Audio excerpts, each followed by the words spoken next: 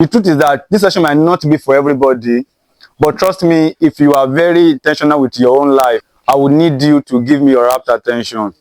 One thing I can assure you is that you will not always see me in your front, right? Either you like it or not, this conference will not continue to next year. Abi, even if you want it to continue, even if Bishop wants it to continue, a lot of things will not make it continue. So there's a time for this conference and there's a time for this session. So as much as you can grab. I'm going to be seeing a lot of things. And if you are with your pen and paper, I would need you to listen enough to write. Because some of the things I'm going to say is going to help you big time. You may not know the importance of it now, but trust me, in the long run, you're going to understand better. Now, we are going to be talking about skills. Some of the skills you actually need to fine-tune and prepare your career from where you are now to where you want to be, right? And these skills will encompass both career and business. Either you want to become a business owner, you want to be an entrepreneur, or you want to be a career person. I will try as much as possible to demystify some of these things I'm saying. For instance, everybody here, you are actually at a very at the point of your life where you are thinking, right? We established something in the first session that maybe you're on campus, you are thinking of what to do, how to transition into the labor market, how to transition for the life after school. I'm sure some of us here, probably you are in final year or in trial level, all the song you're singing is that I want to graduate, I want to graduate. The question you need to ask yourself is that after graduation, where exactly are you going? Where exactly are you going? Hope I'm not too fast. Yes, I'm just trying to, because of time. Where exactly are you going? So you need to actually plan yourself. We've established that in the first session, how you can plan yourself for the journey ahead of you. Either you like it or not, your 4 years course will come to an end someday. Your 5 years course, even if you are doing medicine and surgery, after 6 years, you are expected to leave the school. Even if you have extra year, 7 years, you are supposed to leave the school, right? So after leaving, where exactly are you going? So we established that in the first session. Now, you are at a point in your life where you are thinking of, okay, after school, what do I have to do to make money, right? I think everybody wants to make money, which is fine and fair enough. Everybody wants to make money. But there are basically two ways to make money. There are many ways to make money, but there are basically two ways to make money. One is to follow through the entrepreneurship part, which is business. The other one is to become a career person, a career professional, which is the 9 to 5 job, right? Meaning you want to apply for a job, you want to have an employment, you go to work, after the end of the month, they pay you salary and you are fine. You continue till you retire or till you resign or whatever. Are we together? So you want to choose, am I going to start a business or I want to get a job? And there's also the dichotomy of both. Maybe you want to start a business, beg your pardon, you want to start a business, but you know that you do not have the money to start a business yet, right? And you also need the experience. So you want to go get a job so that at least you can use that opportunity to save some money and also get some experiences to actually do the kind of job you want to do. Are we together? I was there as well. Like I told you, I started my own company when I was on campus. For those of us who were in the first session. But when I was done with school, I couldn't actually launch like that because I needed the experience. So I needed to go work with a training organization in Lagos, Lekki, for 2 years. I wasn't there just for the money, but I was there for the experience. Are we together? Because you must understand that whatever business you want to do, no, the money is not enough. You must go and learn the ropes. That's why the Igbo apprenticeship system is always fundamental in Nigeria. That's why you see business, Igbo people, they understand business. And some of them don't really go to school. They don't have MBA, they don't do business administration, they don't do anything related to business in school. They only learn from people who are already doing it. You see a young guy, an Igbo guy who is already controlling different containers from one part of the country to another, you know, having different shops in Alaba, having different shops in Aba. These are people that they didn't go to school to learn some of these things, but they learned from someone who could actually show them the practicals. And the practical is far more important than the theory that we are doing in school, right? I can tell you that most of the people that are even doing MBA means Master in Business Administration, meaning that everything you are learning is about business. Many of them cannot even start a business. right? Because it's just practical. Like I said in the morning, it's just like someone who is doing microbiology. I can't even operate my microscope. So it's just about you understanding the theory. You can draw microscope, you'll be able to draw. You can even label microscope because you can see it. But come and operate it. Come and even culture eagle. Do any of those things, you can't. You're not taught the practical aspect. So the practical aspect is part of it. So you are in between. You want to like, okay, let me get some job. Let me get a job first. Then when I'm able to save up 1 or 2 cash, then I'll got the experiences. Then I can now start my own. Are we together? So wherever you fall into, either you want to start your business straight up, you want to get a job, or you want to start a business but you want to get the job first, right? Because now let me establish something. There is no law that says that if you don't start a business you will not succeed. Are we together? Yeah. There is no law that says you must own a business for you to succeed. There are people even in Nigeria here, they are any big and they are still employees.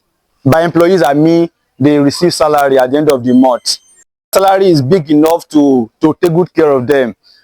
Some people, they can't start a business. It is not in their design. It's not in their nature to start a business. Even if they do, they will fail. It's about personality. Some people cannot, based on their design, right? There are people we call managers and executors, and there are people we call the starters. Some people, they cannot start something, but when you have started it and tell them to continue, they will continue. Are we together? Have you seen some people like that before? They find if they start, they will surely, after 2 weeks, they'll be frustrated. They won't want to do anything again. They will just, I can't do it again, Jerry. I want to go and do something else. But there are some people that, after you have started, just tell them to continue. They can continue from there. And there are some, they can start, but they cannot continue it. That's why you see some people, they will start different businesses. After a while, they will sell to do another one. Abi, they will build it. After a few years, they will sell the business and do another one. They are like that. There's something we call the HBDI principle. You can check that on your phone or just write it down. HBDI principle, represented by 4 colors: green color, blue color, yellow color, and red colors. And everybody here, you fall into any of these colors. At least majorly, you fall into one of those colors. We are talking about skills. I'm coming there. I just want to lay these fundamentals.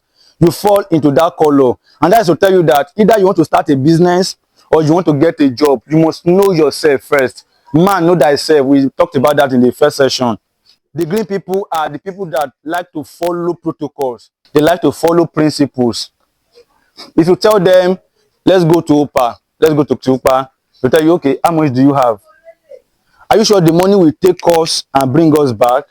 Okay, when are we going? When are we coming? What kind of car are we using? They would ensure that even before they leave, everything must have been mapped out. Those people are very good when it comes to project management. They know how to go into the rudiments of project, oversee the initiation till the completion of every project. They know the right thing to do to ensure that they can do everything. Those kind of people, they hardly start something, but they can help you to manage it. When you start a shop or start a business and employ them, they can help you manage that business very well. Now, those kind of people as well, they like to follow principles and protocols. They don't like jumping protocols. I'm sure some people are like that here. You like to follow step-by-step way of doing things. You don't like jumping one. Then we have the blue people. These people, we call them to be analytical in their thinking. Everything they do, they are very analytical. They think. Most of these people, they are very good when it comes to accounting, when it comes to mathematics, when it comes to auditing, right? Some of us here, your dad is like that. You will tell your dad, I need 20,000. You must explain how you will spend 1 naira from that 20,000. It's not being wicked. It's just like that. Analytical thinkers, those people, they are very good when it comes to anything that has to do with laptop, coding, calculating, accounting. They like to think, right? They like to think. They like to ensure that everything is in order. They like to see that everything is working. So you must know where you belong. Are you a green person or you are a blue person? Then we have the yellow people. Those yellow people, they are called the initiators or the motivators. They can inspire you to do anything, but they will not do it. And if you manage to work with that kind of boss, you might be frustrated. Your boss can tell you 20 things that has to be done, but he doesn't even know how to do them. Have you worked with somebody like that before? They will tell you this one, we have to make 20 million this month. How do we make the 20 million? They don't know. They are yellow people. They are yellow people. Those people, they generate ideas very fast. There's a problem to be solved. We need to solve it. They can generate thousands of ideas within a few seconds. But tell them how to apply that thing they don't know.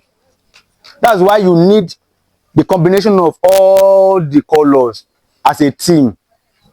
If someone is analytical in their thinking, somebody should be there to generate ideas. Somebody should be there to oversee the step-by-step aspect of how everything is going to work out. Then the last one, because of the time, I'm just trying to rush off. The last one are the red people. These red people, they are very emotional. Very emotional. Any small thing like this, they will add emotion. Any small thing, they will add emotion. Just imagine you are working with a boss, right? And you tell your boss, my mom is sick, I need to go see my mom. Hey, sorry, hey, how are you? Hope he's fine. Hope she's clinical. Hope this one. She can even give you money to give to your mom. Abi? I say, hey, how many days are you spending? I will spend like 2 days. I just want to see her. I will come back. Are you sure the 2 days will be okay? Do you want to spend like 3 days? Please ensure that it's okay. As you are going, he'll be calling you. Hope she's fine. That is emotional person, right? They always accept things emotionally. But if you go and try that with blue people, we tell you, you are spending 3 days. Are you the doctor? Why you just call your mom on phone? She'll be fine. So sometimes when you work with those kind of people, it might even be your father, it might be your brother. They are not wicked. That is just who they are. But the good part is that if they are self-aware, they should know how to be flexible sometimes. Because all of them have their limitations and they have their advantages. So you understanding this part, you know where you belong. Are you going to start a business or you want to go and get a job? So anyone you want to do, it is fine. Like I said before, there is no law that says you must start a business to succeed. Some people are called to be Moses. Some people are called to be Aaron. Are we together? Some people are called to be Moses, while some are called to be Aaron. If you are called to be a Moses, you are called to lead the people. You are called to the people. But if you are called as an Aaron, you are called to assist Moses.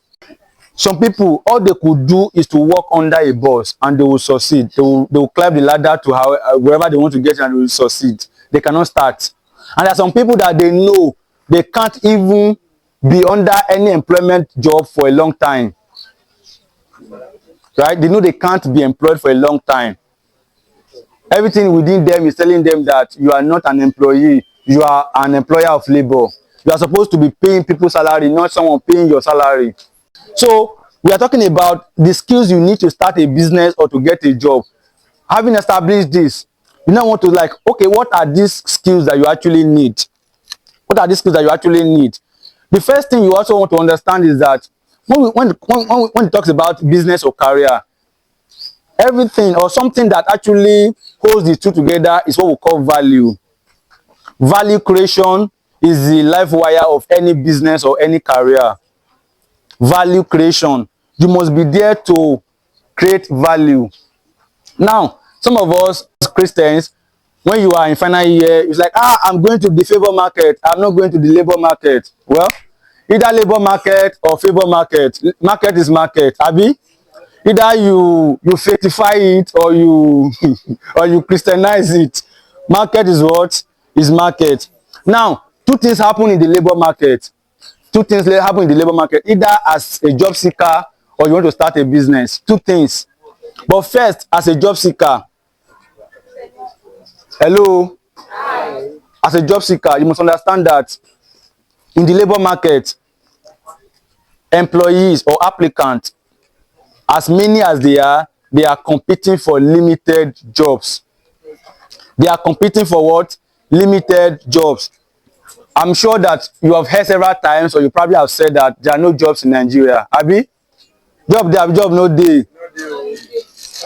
Okay, what if I tell you that there are jobs in Nigeria?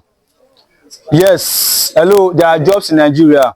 However, I will not negate the fact that there are not enough jobs.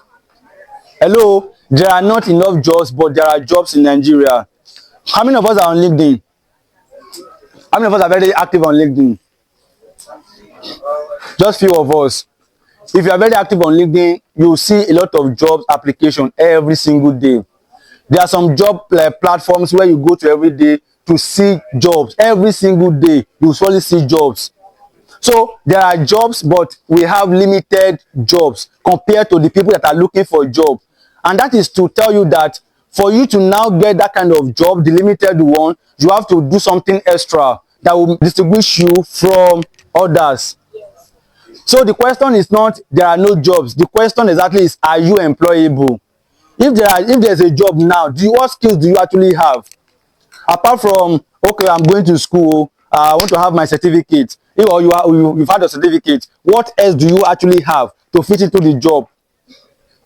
I told you the other time, I've worked some places. I've never used my certificate. In fact, on my CV, what I graduated with, my CGPA is not on my CV. And none of them has ever cared to ask, what did you graduate with? That's to tell you the irrelevance of CGPA when it comes to value creation, when it comes to skills. You have your 2-1, you have your first class, you have your 2-2. However, all those things, they are, well, like I said in the morning, I give us some advantages of having first class, right? When we were in here in the morning, in the first session. So you must understand that when it comes to job market, they are more interested in what you can offer, right, than what you graduated with. The fact that you said you have 2-1, some people will be bragging sharp 2-1. What is sharp in 2-1? 2-1 is 2-1. It's true. If you think you have 2-1, if you see some people's certificates, even you, fear go catch you. There was a guy in my school, 4.99. Where can you get that? Over 5. From 100 level to final year, this guy had only 1 B, the rest A. So just imagine you and that guy want to compete for one job, and you are having you call it sharp 2-1. Even the sharp 2-1 self is a little bit above 3.5. So you can see that there's a whole lot of job to do. But the fact is that you can actually get job even before that person, right? If you know what to do. That's why you need relevant skills, value creation skills. Most of the interview panels that I've attended, maybe as a judge or as a candidate, they hardly, okay, you did microbiology all your years in school. The person that is interviewing you doesn't know anything about microbiology. You're not expecting him to tell you what is Escherichia coli. He doesn't know. So all the questions will be focusing on what can you do here. You know what we do in this company, right? You say yes. So what do you have to offer? What skills do you have? And some of the skills you have in your CV, how can you defend it? That's basically what they are interested in, not all the A's you bagged in school. Fine, if you have your A's, like I said, thumbs up, it's a good one. Because I'm not trying to downplay education. Education is important in everything you do, right? If you are very like enlightened enough, it can even place you above contemporaries. Everywhere, anything you do, if you're educated, there's a way things can still work for you, like the fact that you are educated and you know what you are doing. But now, depending on education or the certificate alone is what is not good enough.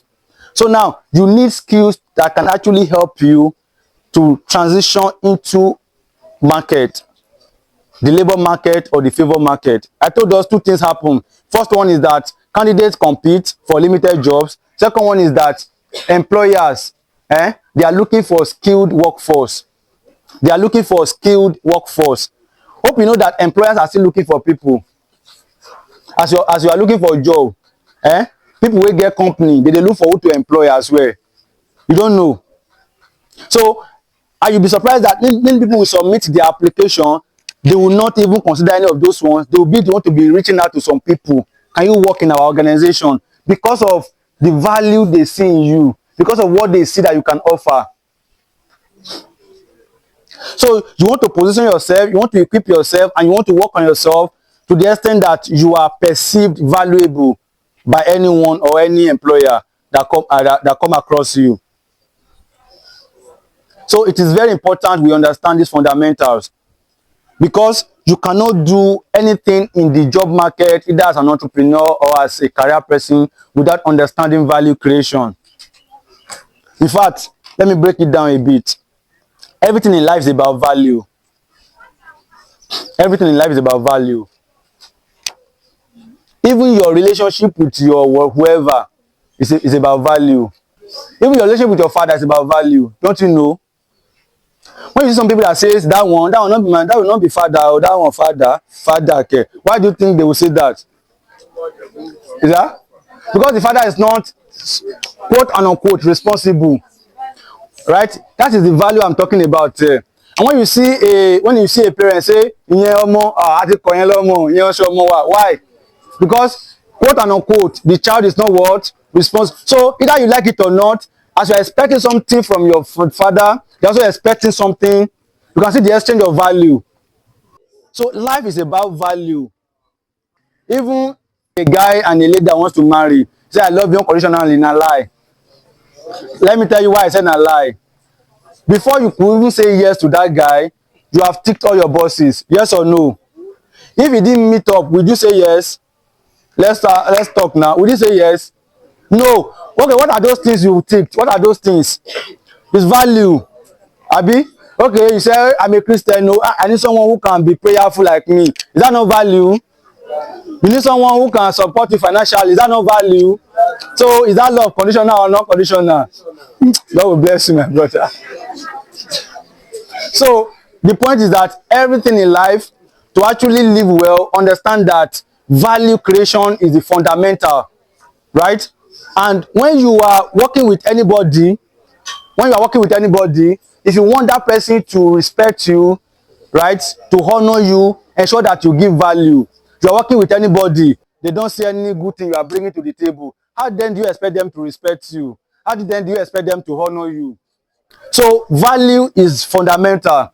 Have that mindset that you must be a value creator or a value contributor to anywhere you are going before you can actually be accepted and make more and significant impact. Then you now understand that when we talk about success, this is the same thing that everybody wants. Everybody wants success and capable of achieving it. But having what you truly desire, it comes from a willing attitude. Everybody wants success and capable of achieving it. But having what you truly desire, it comes from your willing attitude. Everybody wants success. Who is there? If you are here, you don't like success, you don't want success. Anybody? Nobody. Everybody wants success and everybody can actually achieve it. But before you can do that, you must do the needful. And when we talk about success, what is actually the definition of success? There are different definitions to success anyways, right? There's even biblical concept of what success is. But let me just go natural this time. What is success? Just take this definition. I think it's a bit encapsulating. Success is neither magical nor mysterious, but the natural consequence of consistently applying the basic fundamentals. Success is neither magical nor mysterious, but the natural consequence of consistently applying the basic fundamentals. For the last time, success is neither magical nor mysterious, but the natural consequence of consistently applying the basic fundamentals. Now, let's try and open that up. Success is not magical, right? And it's not mysterious. When we say something is magical, what we know the meaning? Something magical, abracadabra, something you cannot explain. It just happened, right? Something that you cannot really explain. You say it's magical. Success is not magical. If success is magical, then it is not success. Because success can always be repeated. There's a principle that brings success, which can always be repeated, can be duplicated anywhere and by anybody. However, magic can only be done by people who understand the magic. Success is not magical, then success is not mysterious. When we say something is mysterious, it's like sleep. Bro, can you tell me when you slept last night? You don't know. Can you tell me when you slept last night? Sir? When? Around 10, Louder. You slept? around 10 p.m. Around. So around is not a time, right? The truth is that you can't know when you slept off. You can only tell the time you remembered. That is that time you closed your eye. I'm not sure you can remember. So sleeping is actually mysterious. So if success is not magical and it's not mysterious, what is success? Success is the natural, underline the word natural consequence, natural and consequence of consistently applying basic fundamentals. When we say something is natural, it means something that happens on its own. There are some things in life you do not really need to believe God for it to happen. You do not really need to pray or fast for it to happen. And for the fact that some of us are students, I will use that as an example. Hope you not be angry if I tell you that you do not really need to pray or fast to pass any exam. Before you crucify me, let me explain. You think that, I must do 12 hours, I must do 3 hours prayer before I will write my exam. It's fine.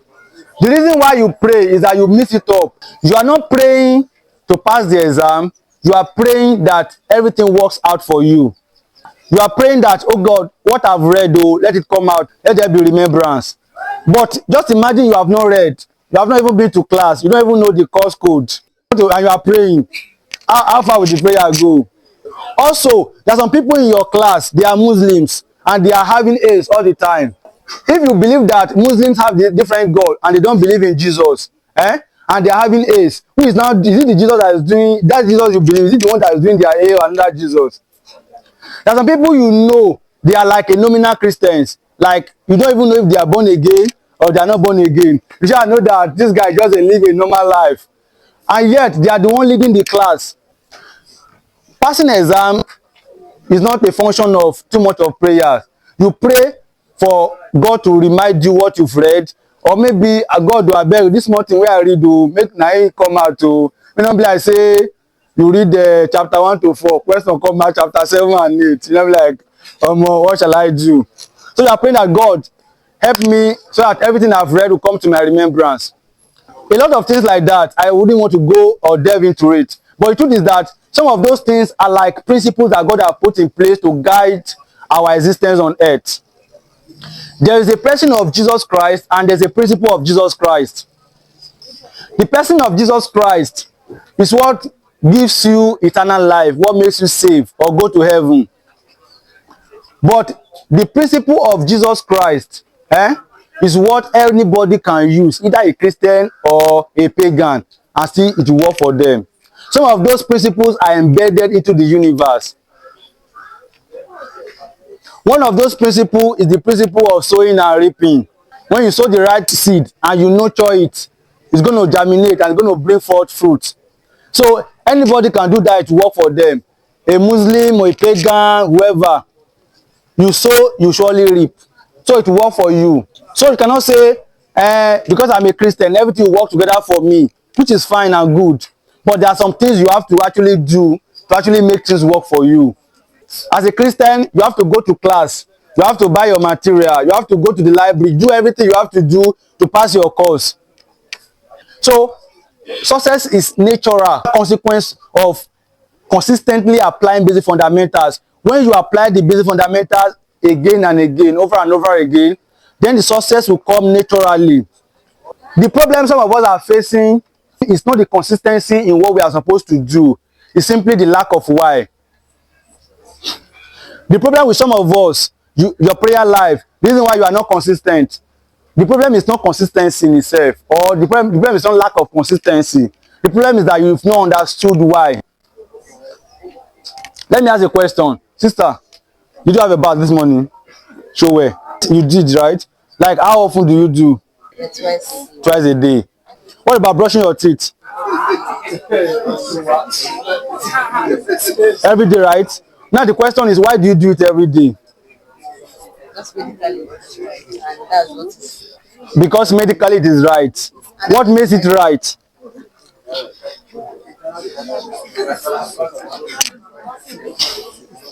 Okay, for personal hygiene, right? In short, for personal hygiene. Now, you are being, and now, is it now a burden to you? Brushing your teeth every day, is it like a burden? Do you have to pray to do that? Do they have to flog you to do that? Why? You do it naturally. It occurs to you when you wake up in the morning. It's already in your subconscious that when you wake up, you go and do your normal body hygiene, right? Because you understood what will happen if you do not. The problem is not that she doesn't want to be consistent, but the problem is not that she wants to be consistent. The problem is that she knows what is at stake if she doesn't.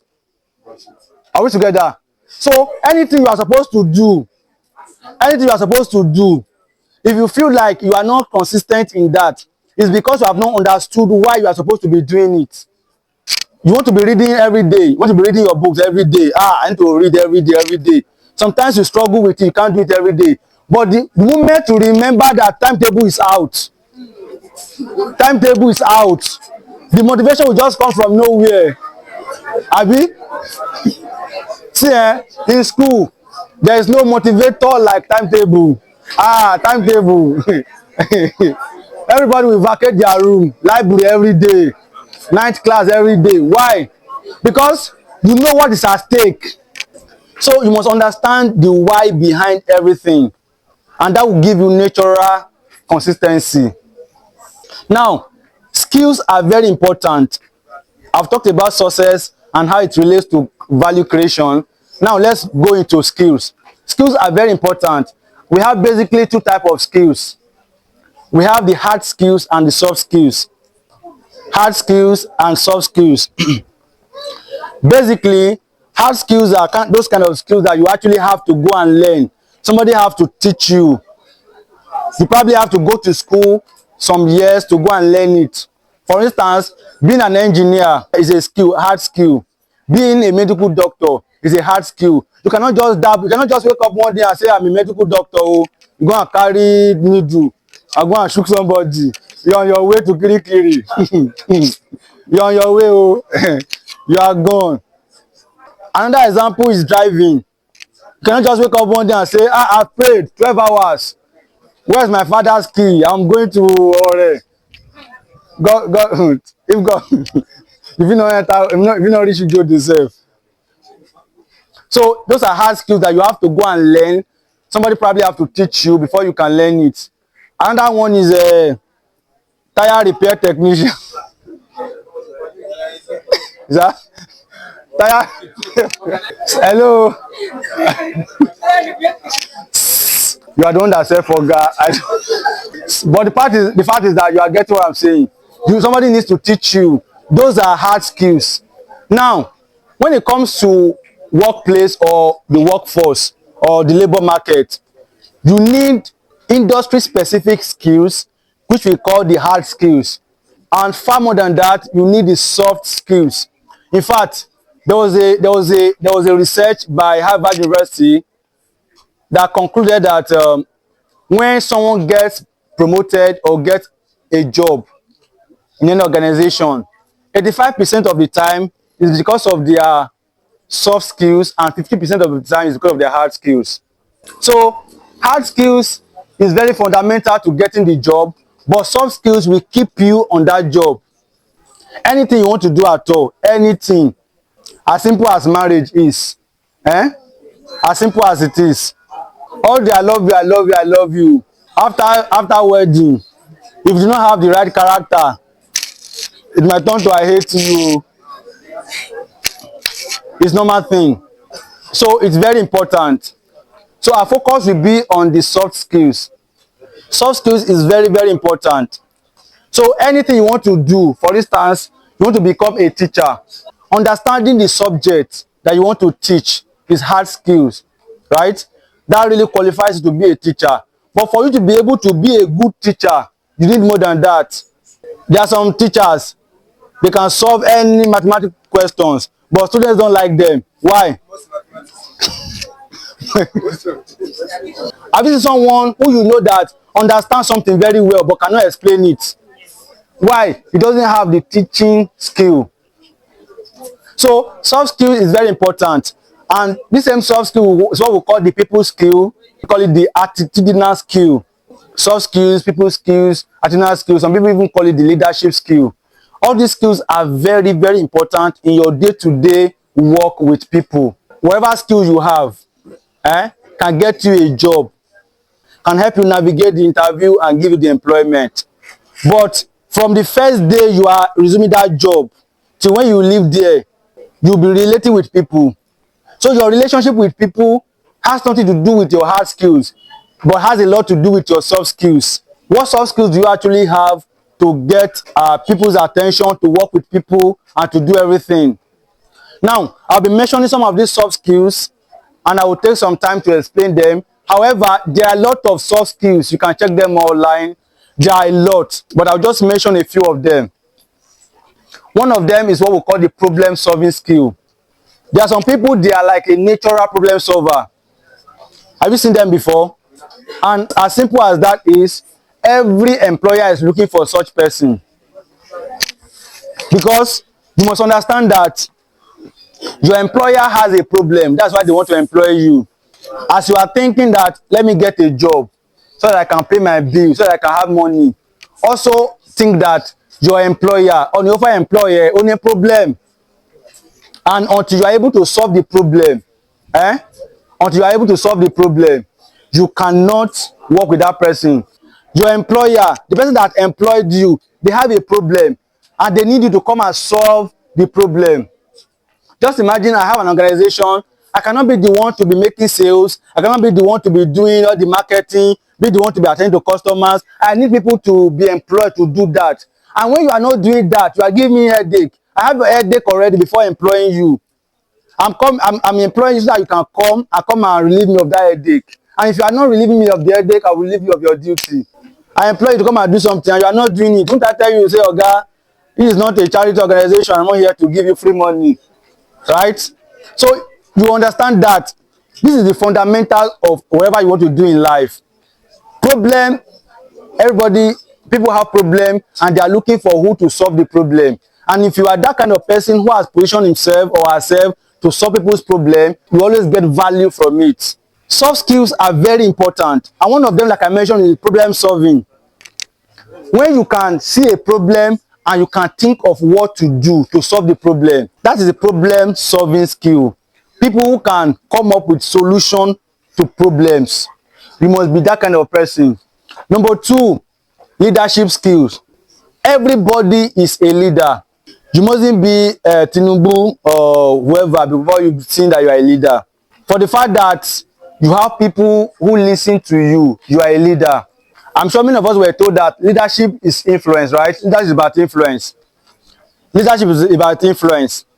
Now, that was actually by John C. Maxwell. But I want to tell you that that is not actually complete.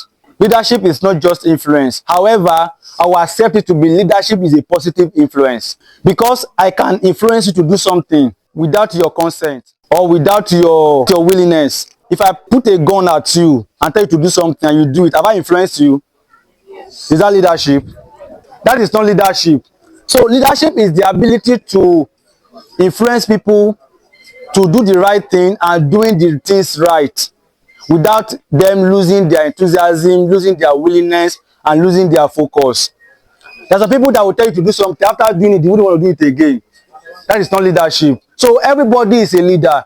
For the fact that you probably have a sibling or siblings, people who listen to you. Some of us are even in fellowship in school or even in church. You are a choral leader. You know what you are doing. You have people who listen to you. You gather people, you talk to them and they listen to you. You are a what? You are a leader.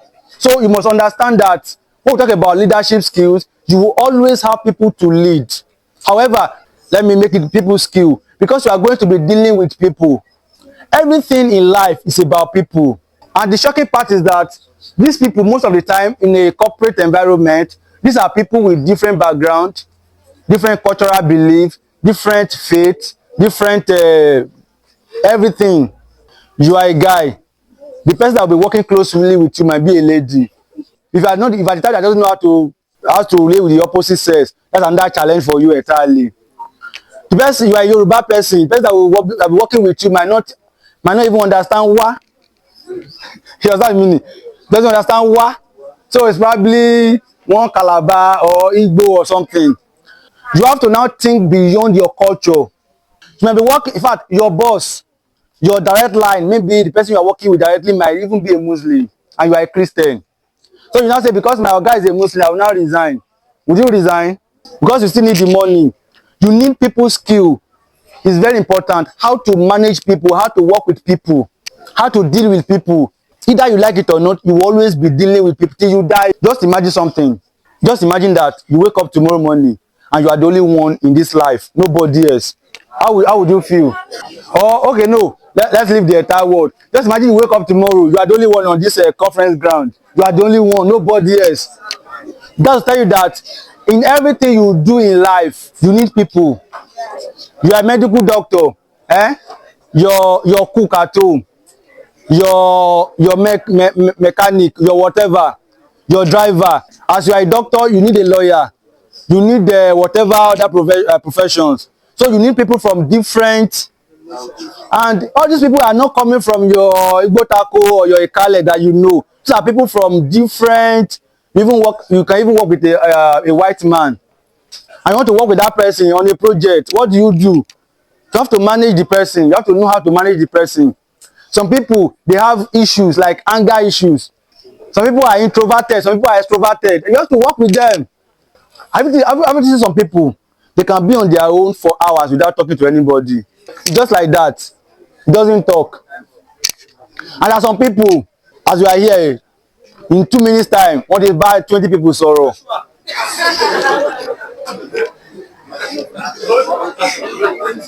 So these are skills that you actually need. So you need people to actually work with in everything you do.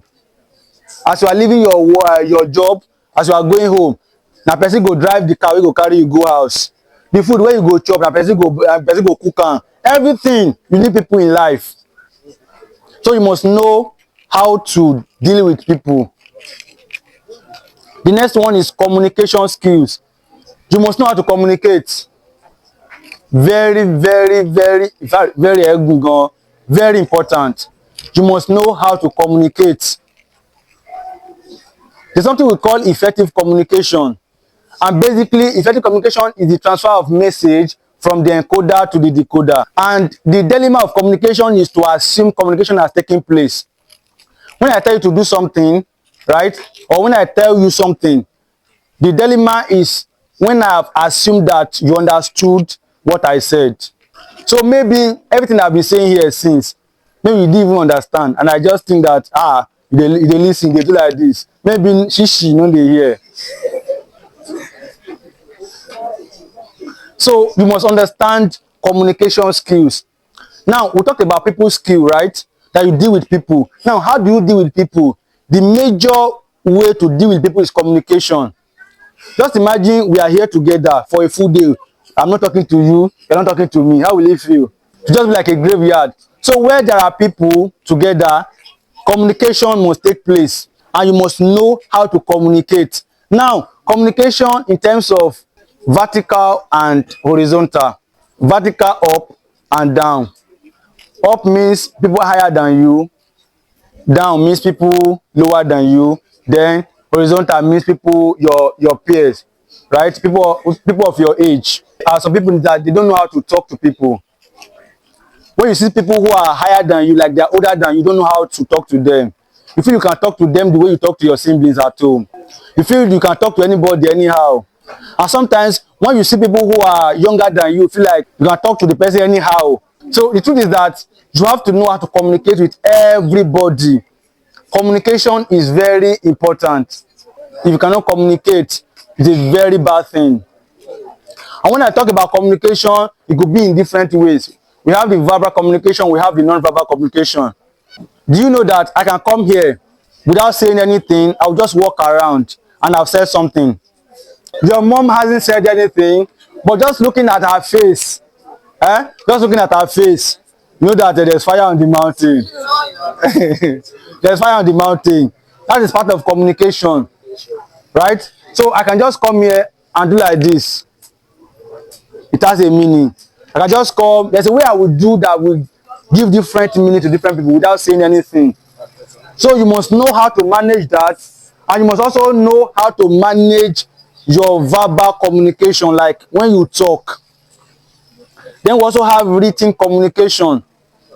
Some people here, when you want to send message to an elderly person, you don't even know the right choice of words to use. In the Western culture, it's probably accepted, but in our Yoruba, you cannot see an elderly person and say hi, how far, what's up. I'm talking about even written communication. Some of you here, you want to write email to somebody, you write email as if you are sending a WhatsApp message. So there are a lot of things to learn about communication. Another part of it is how to receive and how to give feedback. How to receive and how to give feedback. Whenever he does or she does anything wrong, and you try to give the person feedback, the person feel bad, I doesn't want any correction. Now, if you're that person, let me tell you, feedback is a message from your future. Hello? Feedback is a message from the future, from your future. When somebody gives you honest feedback, either the person package it well or doesn't package it well, why can't you just look beyond the feedback and check the intention of what the person is saying and work on it? Work on it so that thing will not disgrace you somewhere someday. You must know how to customize your feedback very well. There's a way you can correct someone and don't make the person feel bad. So you must understand how feedback works. There are a lot of soft skills that you can actually go and learn. All these skills are very, very important. And don't forget, like I said, either you want to start a business, right, or you want to get a job, you need these soft skills. You need them like you need Jesus. You need them like the way you need breath. Part of the soft skills is called relationship skills. So that I mentioned about relationship in the morning. You must know how to relate with people. You feel like it's not that boy, I beg you. That boy you are seeing today is going somewhere to happen. Maybe 20 years, you may not even be able to call him that boy again. 20 years from now. That's to tell you that there's a treasure in every vessel. Anybody you are seeing now today, this is not the end of their life. They are going somewhere. And one thing you want to do is this. 10 years after now, can we still talk? If you do not have any positive things to add to anybody, don't add anything negative. If you cannot solve people's problem, don't add to their problem. Ensure that you keep a good relationship with everybody you meet, because one day you'll surely meet them. Treat people well. If you don't meet them on your way up, you surely meet them on your way down. Don't forget what I said the other time. The baby you hold today can be your boss tomorrow. And no matter how ugly a lady is, she becomes the queen whenever she marries to a king. You need skills. And don't forget, soft skills are very, very important. Your hard skills could get you any job, can help you start a business. But to continue the business, you need soft skills. If I were you, I would go and learn more about soft skills. And now, for those who want to do business, I'll just say a few things and that will be all. For those who want to start a business, you must understand that whenever you want to start a business, it's about giving an offer. Business is about offer. Even church can be seen as a business from that perspective. Let me explain before you say yes. I'm sure you don't understand. When you come to church, they'll preach Christ to you and you receive Christ, Abi. It's an exchange of value. The Jesus you have accepted is a value. So whenever you are going for business, you must understand that you are there to create a solution for either existing problem or a problem that you can create. Yes, people create problems and give you the solution, but that will not go into that. But when you have been able to identify any problem and you're ready to come up with a solution, you want to start a business because you are ready to give offer, right? You're ready to create offer, you're ready to create solution. And now, there's something we call the offer triangle. The first part is that you must understand that you have something. As you are here, you have something that you can give to the world. In fact, which can't otherwise be given. In fact, if you don't have anything, you have Christ in you that you can give to the people. Abi? Yes. If you think you don't have anything, you have Christ that you can give to people. You have your voice to add value to people. You can sing, you can write, you are intelligent. These are things that you can actually do to add value to other people. So you must understand the fact that you have something right inside of you.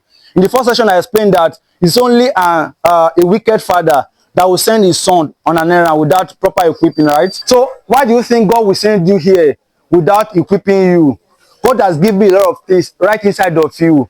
Most of the time, our problem is lack of self-discovery. When you have discovered yourself, you will know that you are even more than who you think you are. There are a lot of things that you can do within you that you don't even know. And if you are the type that you are so confused, you don't know what to do, right? Just go back to God. It is God that created you. And nobody knows the best of a product more than the producer. This Android, when you see people who really understand it, what they can do with it, you probably have a laptop. All you do on your laptop is probably to watch movie, do a little of Microsoft Word. When you see maybe a software engineer, even at that, even the software engineer does not even know the laptop more than the producer. So it was God that created you, and the best of you can only be told by God. So only two people can help you discover who you are. There is no amount of books that you can read. There is no amount of mentorship that can actually discover who you are. Two people can actually help you. First, you. Second is God. So you must understand that you have something to give to the world. Second one is that you must be ready to give that you have. It's called the offer mindset. Offer mindset. You have something.